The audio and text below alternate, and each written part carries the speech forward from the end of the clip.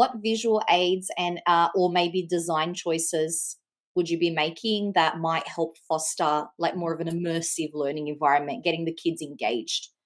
Yeah, this is once again one of those questions where if you have your own classroom, if it's a shared sort Yes. of space, you may have spaces where you can speak with other teachers regarding this. But if we go with that first sort of scenario there, if you've got your own classroom, I know having as English teachers, those key verbs, I think the HSE verbs are quite important. So glossaries, Yes. the different text types, it may sound very, very simple, but yeah, like phrases as well. I've been learning this recently.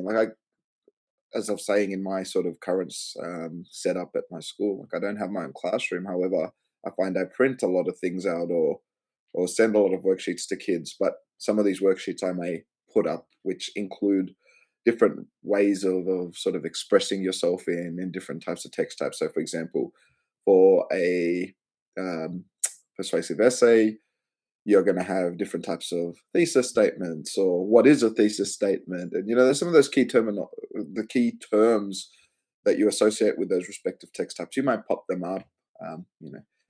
Some teachers do this well. I am just going to be straight up and say I am horrendous when it comes to a lot of those visual aids and design choices when it comes to creating these resources. It's just not me.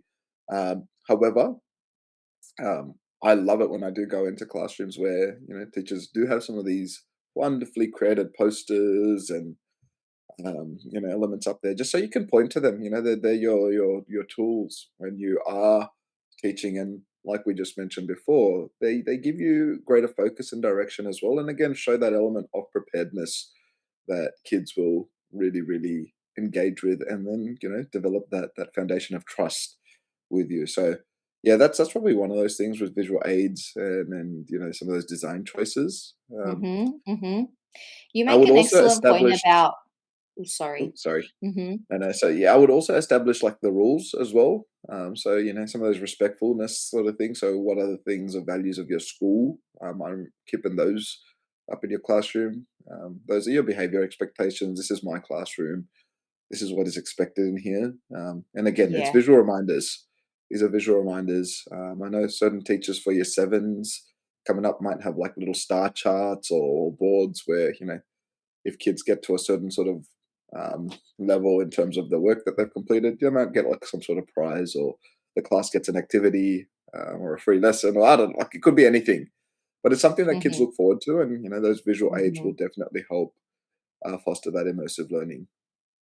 Yeah, I think I was just thinking what a great point you made about, when you're not in a room that's yours or when you're sharing rooms and you might not Yeah, have those visuals.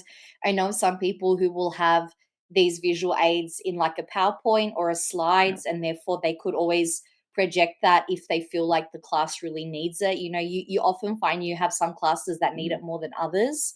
Um, yeah, HSC verbs on the wall, great point. And you mentioned as well, like the class rules or the school rules, or, in yeah, some schools, they'll put the school values up in yeah, every room or the PBL values if you're a yeah, PBL school. And I think all those visuals are so good because I know sometimes when like your mum's on you and you're like yeah, feeling like she's nagging, and like yeah, sometimes I don't want to be that person and I can just look at the kid and point, and then it kind of does the job yeah. without me having to. It's just good to have that visual reminder.